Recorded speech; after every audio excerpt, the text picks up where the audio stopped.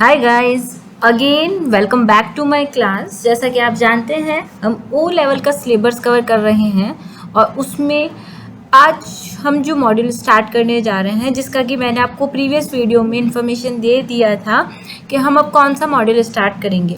ठीक है, तो उसी मॉडल का जो हमारा फर्स्ट चैप्टर है, ठीक है, उसके बारे में हम यहाँ पे डिस्कस करेंगे। ठीक है, फर्स्ट चैप्टर जैसा कि मैंने आपको प्रीवियस वीडियो में बता दिया था कि इंट्रोडक्शन टू कंप्यूटर हमारा फर्स्ट चैप्टर है।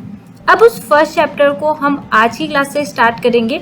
जो भी इस चैनल पे न्यू स्टूडेंट्स हैं, देखिए जो भी ऐसे स्टूडेंट्स हैं जो ओ लेवल करना चाहता है और बिना किसी कॉस्ट को पे करे हुए ना, बिना किसी चार्जेस की, तो वो इन वीडियोस की हेल्प से अपना ओ लेवल अच्छे से कंप्लीट कर सकता है।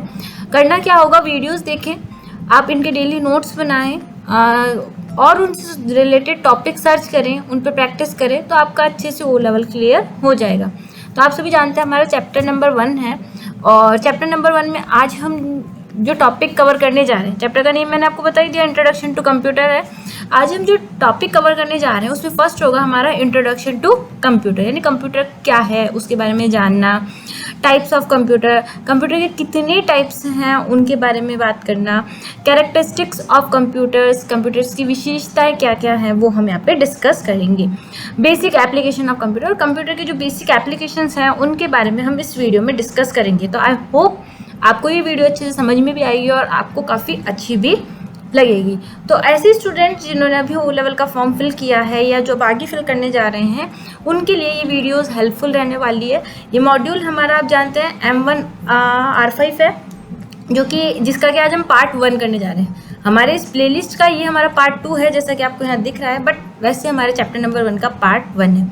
तो चलिए स्टार्ट करते हैं हम हमारी आज की वीडियो एक न्यू चैप्टर के साथ, न्यू मॉडल के साथ। ठीक है, इंट्रोडक्शन टू कंप्यूटर। देखिए कंप्यूटर के बारे में मैं अब आपको क्या बताऊं। ठीक है, आप सभी जानते हैं एट प्रेजेंट हर एक फील्ड में, हर एक एरियाज़ में हम कंप्यूटर का वाइडली यूज़ करते हैं। चाहे हम हमारे घर में रह रहे हो, चाहे स्कूल में हो या हमारा कोई वर्किंग एरिया हो, कहीं भी हो, हमारा कंप्यूटर वाइडली यूज़ में लिया जा रहा है। क्योंकि कंप्यूटर ऐसी डिवाइस है जो ह्यूमंस के वर्क को क्या कर रही है, बहुत सिंपल बना रही है। ठीक है, बिना कंप्यूटर के आज किसी भी फील्ड में वर्क के बारे में सोचना एक इम्पॉसिबल सा ही लगता है। तो अब हम देखते हैं कि आखिर कंप्यूटर का बेसिक इंट्रोडक्शन क्या है। The word computer derived from the word compute, यानी कंप्यूटर जो वर्ड है वो कहाँ से लिया गया है, कंप्यूट से लिया गया है, विच मीन्स कैलकुलेशन, जिसका कि मतलब क्या होता है, कैलकुलेशन करना। यानी स्टार्टिंग में जब हमारा कंप्यूटर बना था तो उसके बारे में यही सोचा था कि ये क्या किस लिए बन रही डिवाइस, एक ऐसी डिवाइस है जो कि हमारी कैलकुलेशन के लिए बन रही है। अगर हमें कोई कैलकुलेशन करना है तो उसके लिए हम कंप्यूटर का यूज़ करते हैं। ठीक है, स्टार्टिंग की बात कर रहे हैं। आज तो हम देखते हैं हर फील्ड में, चाहे हमारा अगर हमें टिकट बुक करना हो या कोई सा भी फील्ड हो, उसमें हम कंप्यूटर का वाइडली यूज करते हैं। बट स्टार्टिंग में जब लिया जाता था इसका यूज़, केवल ये धारणा थी कि केवल इसको कैलकुलेशन के लिए यूज़ में लिया जाए। ठीक है, but today it's definition has changed. But आज के समय में देखा जाए तो इसकी डेफिनेशन क्या हो गई, चेंज हो गई। बिकॉज क्यों, now the use of computer is not limited. आज के समय में कंप्यूटर का जो वर्क है, इसका यूज़ है कुछ लिमिटेड एरियाज में ही नहीं है, केवल कैलकुलेशन के लिए लिमिटेड नहीं है, लिमिटेड टू कैलकुलेशन, केवल कैलकुलेशन तक लिमिटेड नहीं है। Today it is used for music, graphics, internet is also happening in many others areas. आज के समय में एट प्रेजेंट कंप्यूटर का यूज़ केवल कैलकुलेशन ही नहीं, आप देखेंगे म्यूज़िक भी आप कंप्यूटर के थ्रू सुन सकते हैं, ग्राफिक्स डिज़ाइन करनी हो उसका यूज़ करना हो वो आप कर सकते हैं, इंटरनेट का अगर आपको यूज़ करना हो तो आप कंप्यूटर पर वाइडली अच्छे तरीके से कर सकते हैं।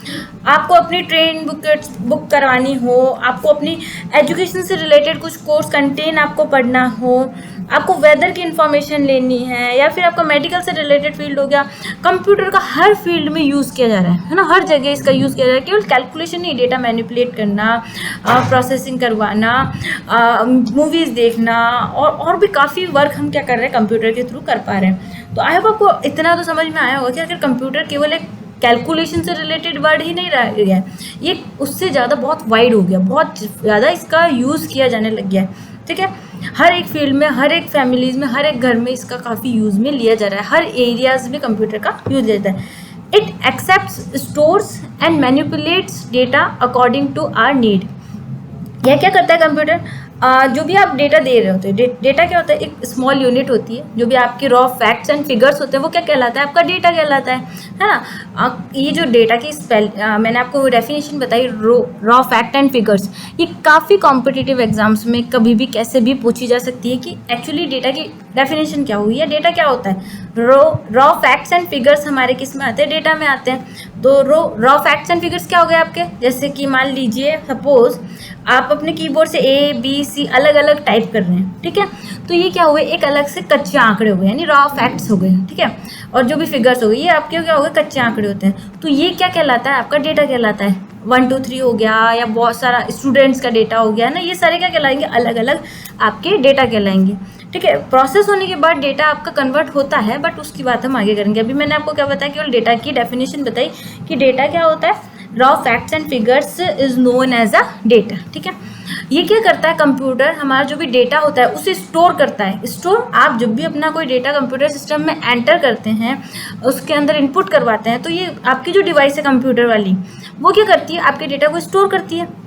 उस पर जो भी कैलकुलेशन करनी होती है, जो भी उस पर प्रोसेसिंग करनी होती है, वो प्रोसेस का वर्क कंप्यूटर के थ्रू होता है। सबसे पहले आपने जो भी एंटर कराया उसे इसने रिकॉर्ड करा, स्टोर करा, फिर उसके अंदर मैंने प्रोसेसिंग करवाई। मान लीजिए आपने इसको रॉ फैक्ट एंड फिगर्स में दिया, आपके डेटा में दिया 2 + 2, ठीक है। तो आपने क्या बताया, इसको इंस्ट्रक्शन क्या दे दिए, 2 और 2 को जोड़ दो। तो ये क्या करवाया, कंप्यूटर आपको उनको जोड़ के प्रोसेस करवा रहा है। प्रोसेस करवा के आपको रिजल्ट क्या देगा, ये 4 है ना। तो ये जो प्रोसेस हुआ है, 2 और 2 को जोड़ा गया, ये सब किस में होता है, हमारे कंप्यूटर के अंदर होता है, ठीक है। तो ये सब प्रोसेसिंग यूनिट्स में अपने आता है कंप्यूटर के अंदर, ठीक है। तो कंप्यूटर क्या कर रहा है, एक्सेप्ट कर रहा है हमारे डेटा को और उन्हें स्टोर्स कर रहा है। स्टोर करने के बाद उन्हें मैनिपुलेट्स कर रहा है यूज़र की रिक्वायरमेंट के अकॉर्डिंग, और फिर उसका अकॉर्डिंग उसको रेस्पॉन्स देता है, या आउटपुट डिवाइसेस या जो भी इसका सोर्सेज है उस पर ये रिप्लाई देता है, ठीक है। सिंपल समझ में आई आपको, तीनों लाइंस मेरे ख्याल से अच्छे समझ में आ गई होगी। Next, you already experienced online payment, ticket reservation etcetera. जैसे कि मैंने आपको बताया कि हम कंप्यूटर का हर एक फील्ड में यूज़ ले रहे हैं, उसी तरह आप लोगों ने भी कभी अपने एक्सपीरियंस करके देखा होगा, सॉरी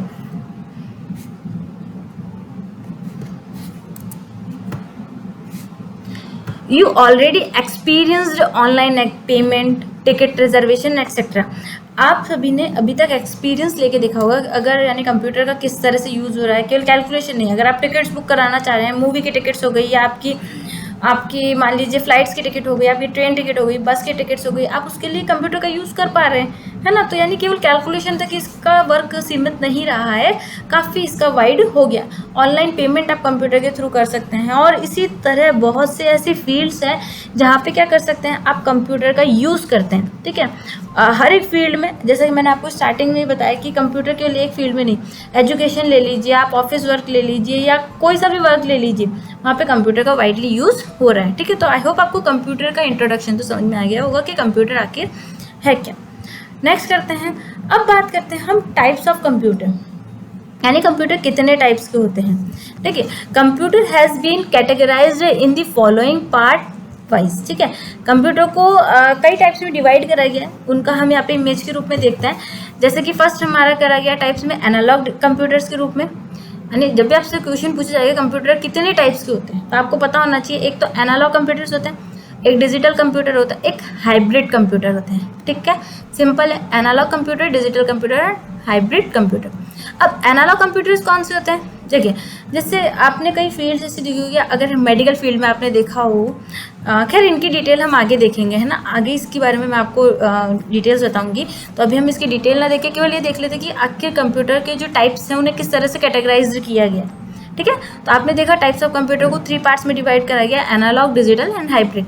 डिजिटल कंप्यूटर्स को हमने 4 पार्ट्स में डिवाइड करा गया, micro, mini, mainframe and super computer. यानी हमारे जो डिजिटल कंप्यूटर्स हैं वो 4 टाइप्स में डिवाइड करे गए। सबसे पहले तो कंप्यूटर 3 टाइप्स में डिवाइडेड है, जो कि आपको दिख रहा है, एनालॉग, डिजिटल एंड हाइब्रिड। फिर डिजिटल कंप्यूटर्स हमारे 4 पार्ट्स में डिवाइडेड है, micro, mini, mainframe and super computer के रूप में। अब हम देख लेते हैं इनके बारे में डिटेल कि आखिर ये कंप्यूटर क्या क्या है, किस किस तरह से वर्क करते हैं, कौन कौन से कंप्यूटर आपके एनालॉग कहलाते हैं, कौन से डिजिटल होता है और कौन से आपके हाइब्रिड होते हैं। कंटिन्यू करते हैं। सबसे पहले आ रहा है हमारा analog computer. This kind of computers work on continuous data value, ठीक है। जैसा कि यहाँ पे दिख रहा है, इस टाइप के जो भी कंप्यूटर्स होते हैं वो किस पे वर्क करते हैं, आपके कंटिन्यूस डेटा जो वैल्यूज़ होती है उनको रिसीव करने के लिए, उसके अकॉर्डिंग रिस्पॉन्स देने के लिए इनका यूज़ किया जाता है, एनालॉग कंप्यूटर्स का। Analog computers are used mostly in medical sciences. Analog computers का मोस्टली यूज़ किस में लिया जाता है, मेडिकल साइंस में। फॉर एग्जाम्पल, जैसे कि मान लीजिए आप हॉस्पिटल गए, आपको अपना टेम्परेचर मेज़र करवाना है, तो आप अपना टेम्परेचर जिस डिवाइस से मेज़र करवा रहे हैं और उस डिवाइस पे जो भी रिस्पॉन्स आ रहा है, आपकी हार्ट रेट्स को और बाकी जो भी टेम्परेचर उसे रिकॉर्ड कर रहा है, तो ये क्या कर रहा है, एक तरह से आपके जो एनालॉग सिग्नल्स है उनके थ्रू क्या कर रहा है, कैप्चर कर रहा है डेटा, है ना, जो कंटिन्यूस हो रही है। यानी आपकी हार्ट रेट ही मान लीजिए कंटिन्यूस चलेगी, तो उसको मेज़र करने का काम कौन कर रहा है, आपका एनालॉग कंप्यूटर कर रहा है, ठीक है। तो ये होता है हमारा एनालॉग कंप्यूटर। यानी और भी देखते हैं हम इसके बारे में, वेदर के बारे में आपको डिटेल लेनी है कि टेम्परेचर कितना है, कितना कम हो रहा है, कितना ज़्यादा हो रहा है, तो ये सब की इन्फॉर्मेशन कौन देगा, हमें एनालॉग कंप्यूटर ही देंगे, ठीक है। एनालॉग कंप्यूटर्स हमारे जो इन्वायरमेंट के अकॉर्डिंग होते हैं, जो कंटिन्यूस डेटा वैल्यूज़ के अकॉर्डिंग होते हैं, वो हमारे एनालॉग कंप्यूटर के अंडर में आते हैं। कई तरीके के दबाव होते हैं, प्रेशर्स होते हैं, उनको मेज़र किसके थ्रू किया जाता है, एनालॉग कंप्यूटर्स के थ्रू, ठीक है। फिर आता है हमारा digital computer. This kind of computer uses micro processor technology which is quite digital and able to calculate and execute millions of instruction within a second. इस तरह के जो कंप्यूटर होते हैं वो किसका यूज़ करते हैं, माइक्रो प्रोसेसर टेक्नोलॉजी का यूज़ करते हैं। जैसे आज के समय में हम जिस कंप्यूटर का यूज़ करते हैं वो हमारे किस में होते हैं, डिजिटल कंप्यूटर्स में होते हैं, ठीक है। इसमें जो डेटा आपका एग्जीक्यूट होता है वो एक समय में बहुत ही ज़्यादा मिलियंस में क्या होता है, कैलकुलेट होता है और आपको उसका रिस्पॉन्स मिलता है। यानी आज के समय में अगर हम किसी भी लैपटॉप पे या किसी भी डेस्कटॉप पे कोई भी वर्क करते हैं, ठीक है, तो उसमें क्या होता है, आपने मान लीजिए कैलकुलेशन को बड़ी से बड़ी वैल्यूज़ भी दे दी, तो वो क्या होता है, तुरंत आपको पलक झपकाने से पहले भी क्या होता है, कैलकुलेट होके मिल जाता है। तो ये कौन से कंप्यूटर्स हैं, हमारे डिजिटल कंप्यूटर्स हैं, जो कि माइक्रो प्रोसेसर टेक्नोलॉजी का यूज़ करते हैं कैलकुलेशंस के लिए। डिजिटल कंप्यूटर्स हमारे डिजिटल सिग्नल्स को लेता है, जबकि एनालॉग कंप्यूटर्स हमारे एनालॉग सिग्नल्स को लेता है। डिजिटल सिग्नल्स में जैसा कि आप जानते हैं कौन से होते हैं, हमारे 0101 वाले होते हैं, ठीक है। डिजिटल सिग्नल्स हमारे इस तरह से होते हैं, 0101 की फॉर्म में होते हैं, और एनालॉग सिग्नल्स होते हैं हमारे जो एनालॉग वे में चलते हैं, ठीक है। ये 0101 की फॉर्म में नहीं होते। डिजिटल सिग्नल्स हमारे बिट्स पे वर्क करते हैं कि या तो इनपुट ऑन होगा या ऑफ होगा, ठीक है। तो ये होता है डिजिटल सिग्नल, जो कि केवल डिजिटल सिग्नल्स पे, डिजिटल कंप्यूटर जो कि केवल डिजिटल सिग्नल्स पे वर्क करते हैं। एनालॉग कंप्यूटर जो कि एनालॉग सिग्नल्स के अकॉर्डिंग रिस्पॉन्स देते हैं, जो कि कंटिन्यूस चल रही होगी, ठीक है। तो इन दोनों के बारे में आपको डिफरेंस समझ में आया। This also come under kind of categories as we can use downwards, ठीक है। जो हमारा डिजिटल कंप्यूटर है इसे कई कैटेगरीज में डिवाइड किया गया है, जो कि आपको यहाँ पे दिखेंगे। For example, micro computer, mini computer, main frame computer and super computer, जैसा कि मैंने आपको प्रीवियस की स्लाइड पर बताया था, ठीक है। कि डिजिटल कंप्यूटर हमारे फोर टाइप्स में कैटेगराइज करे गए हैं, जैसा कि हमारा माइक्रो कंप्यूटर हो गया, मिनी कंप्यूटर हो गया, मेन फ्रेम कंप्यूटर हो गया एंड सुपर कंप्यूटर हो गया, ठीक है। आपको एनालॉग कंप्यूटर के बारे में आ गया होगा और डिजिटल कंप्यूटर के बारे में इस स्लाइड से समझ में आया होगा। डिजिटल कंप्यूटर केवल 01 की फॉर्म के अकॉर्डिंग ही वर्क करते हैं, या तो ऑन होता है या ऑफ होता है, उसके अकॉर्डिंग वर्क करते हैं, और एक समय में, एक सेकेंड में काफ़ी ज़्यादा इंस्ट्रक्शन को क्या करके फॉलो करके हमें आउटपुट में दे देते हैं। एनालॉग कंप्यूटर केवल एनालॉग सिग्नल्स के अकॉर्डिंग ही हमें रिस्पॉन्स देते हैं। नेक्स्ट देखते हैं हम डिजिटल कंप्यूटर, कंटिन्यू करते हैं। देखिए, डिजिटल कंप्यूटर में हमने देखा था कि डिजिटल कंप्यूटर को 4 पार्ट्स में डिवाइड करा गया है, micro computer, mini computer, main frame computer and super computer. अब हम देखेंगे कि ये कंप्यूटर क्या क्या है, कौन कौन से हैं होते हैं हमारे माइक्रो कंप्यूटर, मिनी कंप्यूटर, इनके कौन कौन से एग्जांपल्स हैं, कहाँ कहाँ इनका यूज़ किया जाता है, तो हम अब इनके बारे में देखेंगे। सबसे पहला आ जाता है हमारा micro computer. The processor is very small, so that called microprocessor and device is called microcomputer, ठीक है। इसका जो प्रोसेसर होता है वो बहुत स्मॉल होता है, इसलिए क्या कहलाता है, हमारा माइक्रो प्रोसेसर वो कहलाता है इसका प्रोसेसर, और जो ये डिवाइस होती है जिसमें ये माइक्रो प्रोसेसर लगा होता है वो कहलाती है हमारी माइक्रो कंप्यूटर। समझ में आया? इस माइक्रो कंप्यूटर में क्या होता है, हमारा बहुत ही स्मॉल साइज का प्रोसेसर लगा होता है। प्रोसेसर आप जानते हैं हमारे, जिसे हम बेसिकली सीपीयू कहते हैं, वो हमारा क्या होता है, प्रोसेसर होता है। तो बहुत ही स्मॉल साइज का प्रोसेसर, हमारे प्रोसेसिंग डिवाइस इस कंप्यूटर में लगी होती है, माइक्रो कंप्यूटर में। Micro computer is single user device. Micro computer क्या है, हमारी एक सिंगल यूजर डिवाइस है, यानी इस पर एक पर्सन एक समय में एक यूजर अच्छे से वर्क कर सकता है। तो वो कौन सी डिवाइस हो गई, हमारी सिंगल यूजर डिवाइस हो गई। इसके एग्जांपल में देखिए हम डेस्कटॉप हो गया, पाम टॉप हो गया, नोटबुक हो गया, एटसेट्रा, ये इसके एग्जाम्पल्स के अंडर में आ जाते हैं। तो ये था हमारा माइक्रो कंप्यूटर, यानी जो भी डिवाइसेस होती हैं उनमें माइक्रो प्रोसेसर का यूज़ किया जाता है। और जो हमारे पर्सनल कंप्यूटर, पीडीएस हो गए, लैपटॉप्स हो गए, ये किस कैटेगरी में आते हैं, हमारे माइक्रो कंप्यूटर में आते हैं। इनका बहुत से फील्ड में यूज़ किया जाता है, जैसे आप अपने एजुकेशन के लिए ले लें, या आप कम्युनिकेशन करना चाहते हैं, इंटरटेनमेंट से रिलेटेड फील्ड हो गई, तो उसमें आप क्या करते हैं, इनका यूज़ करते हैं। बेसिक पर्पस के लिए हम नॉर्मली माइक्रो कंप्यूटर का ही यूज़ करते हैं। नेक्स्ट आता है हमारा mini computer. The processor of mini computer is small but larger than micro processor. इसका जो प्रोसेसर होता है, मिनी कंप्यूटर का जो प्रोसेसर होता है, वो हमारे माइक्रो प्रोसेसर के प्रोसेसर से थोड़ा बड़ा होता है। ज़्यादा बड़ा नहीं होता है, बट केवल माइक्रो प्रोसेसर के प्रोसेसर से ये बड़ा होता है। जैसा कि यहाँ पे लिखा गया, the processor of mini computer is small but larger than micro computer. होता तो स्मॉल है, बट इससे क्या है, लार्ज होता है, इसलिए इसको क्या कहते हैं, हम मिनी कंप्यूटर कहते हैं। Mini computer is a multi user device. Mini computer क्या है, हमारा मल्टी यूजर डिवाइस, यानी इस पर एक समय में बहुत से यूजर्स क्या कर सकते हैं, वर्क कर सकते हैं, एक समय में बहुत से यूजर्स। इसका बेसिकली यूज़ कहाँ किया जाता है, आपकी जो भी बिग या मिडिल रेंज की जो कंपनीज होती है ना, वो इसका यूज़ करती है मिनी कंप्यूटर का। आपके जो प्रोडक्शन हाउसेज हो गए, वो भी किसका यूज़ करते हैं, आपके मिनी कंप्यूटर्स का। हाँ, अपने यूजेस के लिए, अपने रिकॉर्ड्स के लिए काफ़ी ज़्यादा वाइडली इसका यूज़ करते हैं। ये आपके जो आपके main frame and super computer है, उनसे तो उनकी जितनी स्पीड के तो नहीं, बट इनकी स्पीड भी काफ़ी अच्छी होती है, और काफ़ी ये आपको प्रोवाइड करवाते हैं फंक्शंस। आपकी प्रोसेसिंग स्पीड बहुत अच्छी मिल जाती है इसमें आपको, और बहुत अच्छे तरीके से आप इन पर वर्क कर सकते हैं। बेसिकली मैंने आपको बता ही दिया कि इनका मीडियम रेंज की जो कंपनीज होती है या प्रोडक्शन हाउसेज होते हैं, उनमें इनका यूज़ करते हैं। इसके जो एग्जाम्पल्स हैं, KD202, Texas instrument, TI990, SGS92 etcetera, ये इसके एग्जाम्पल हैं आपके मिनी कंप्यूटर के। नेक्स्ट करते हैं हम कंटिन्यू डिजिटल कंप्यूटर को। फिर आता है आपका मेन फ्रेम कंप्यूटर।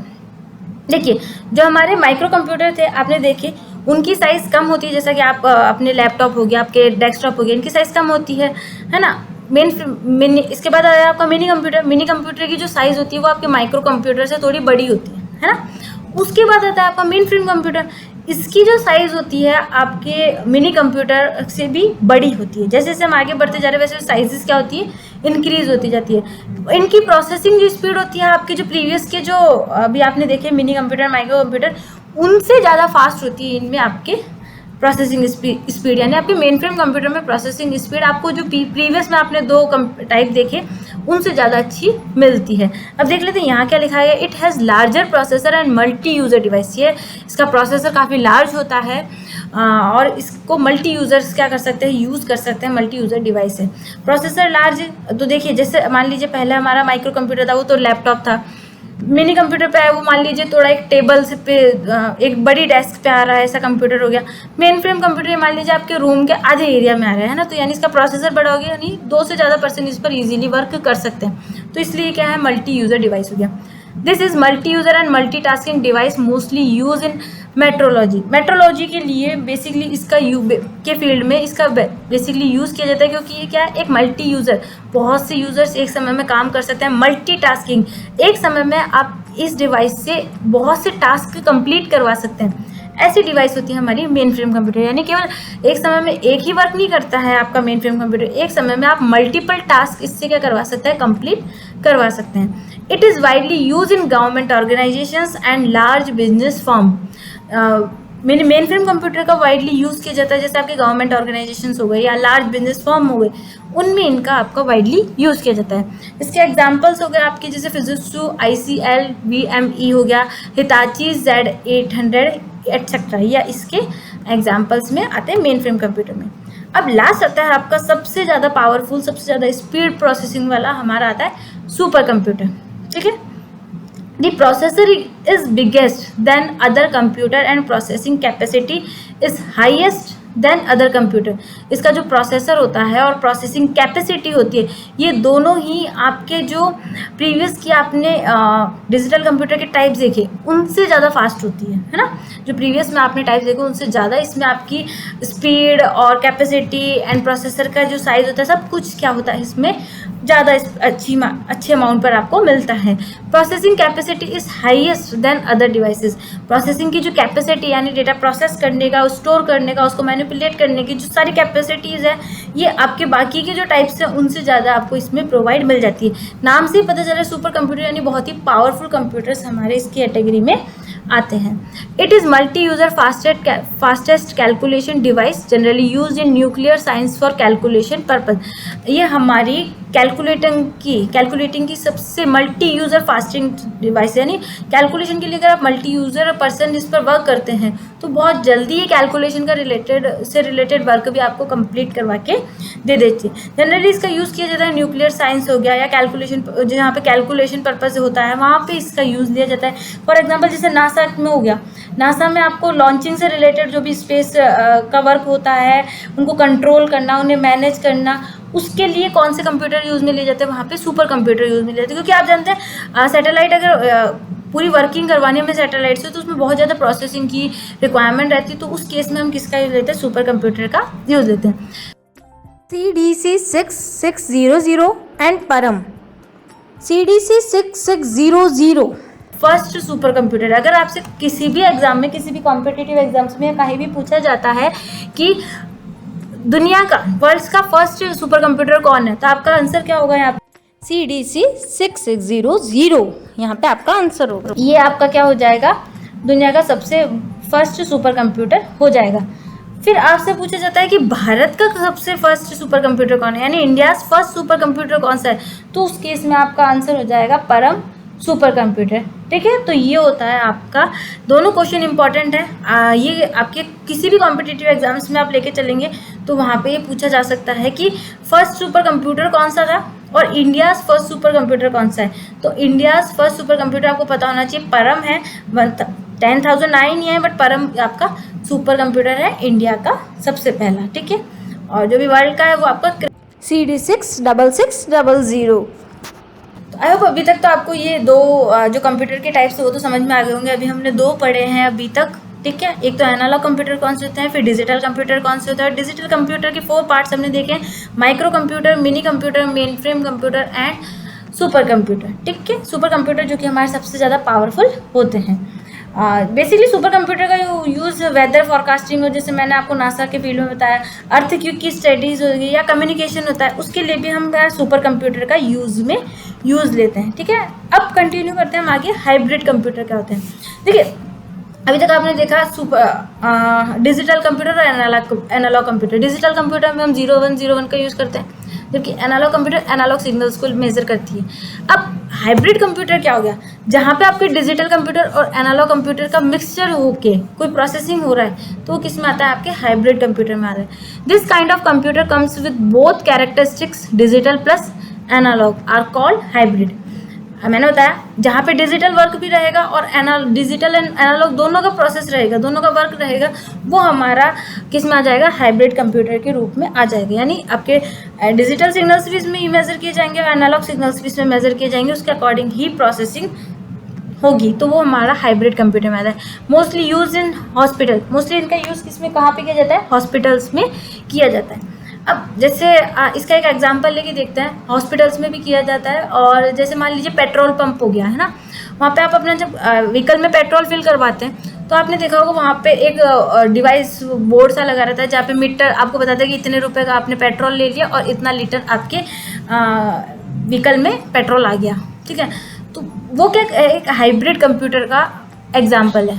कैसे, वो मेज़र कर रहा है आपके पेट्रोल की, जो कि लिक्विड में है ना, जो कि लीटर में मेज़र कर रहा है आपके, तो वो लीटर में मेज़र कर रहा है और उसका रेस्पॉन्स किस पर दे रहा है, आपको डिजिटल फॉर्म में दे रहा है। तो ये दोनों जब जहाँ पे मिल जाएंगे, यानी एनालॉग एंड डिजिटल सिग्नल्स का जहाँ पे कॉम्बिनेशन हो जाएगा, वो किस में आता है, हमारे हाइब्रिड कंप्यूटर के अंडर में आते हैं। ठीक है, अब आगे कंटिन्यू करते हैं हम इससे। नेक्स्ट आता है अब हमारा टॉपिक कैरेक्टरिस्टिक्स ऑफ कंप्यूटर, यानी कंप्यूटर की विशेषताएं क्या क्या हैं। अभी तक आपने काफ़ी कंप्यूटर के बारे में जाना है। आई होप आप लोगों को कंप्यूटर के बारे में समझ में आया कि कंप्यूटर क्या क्या वर्क करता है।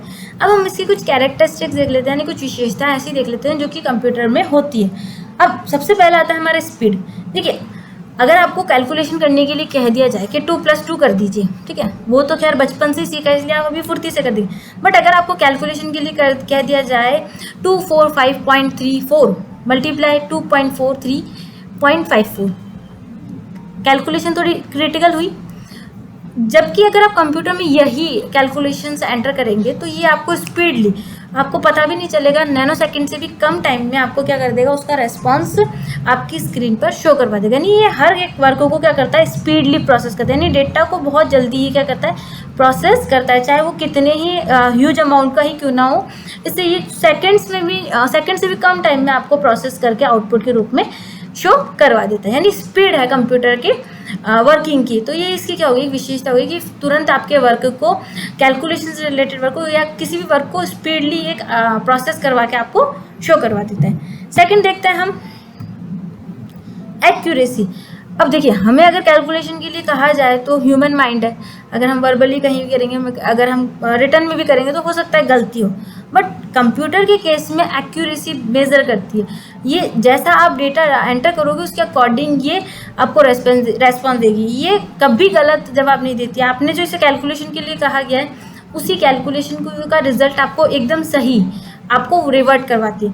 बट ये एक्यूरेसी भी तब वर्क करती है आपके गीगो मेथड पे। गीगो यानी गार्बेज इन गार्बेज आउट, इस मेथड पे ये वर्क करता है। यानी एक्यूरेसी भी तभी सही होगी जब आप एंट्री सही करेंगे। अगर मान लीजिए आपने एंटर ही गलत डेटा करा है तो आपको गलत रेस्पॉन्स मिलेगा, बट अगर आप सही डेटा एंटर कर रहे हैं तो ये आपको सही रिजल्ट ही प्रोवाइड करवाती है। यानी इसमें क्या बनी हुई है, हमारी एक्यूरेसी भी बनी है। ये गलत रिजल्ट नहीं देती है, एक्यूरेट रिजल्ट हमें शो करवाती है।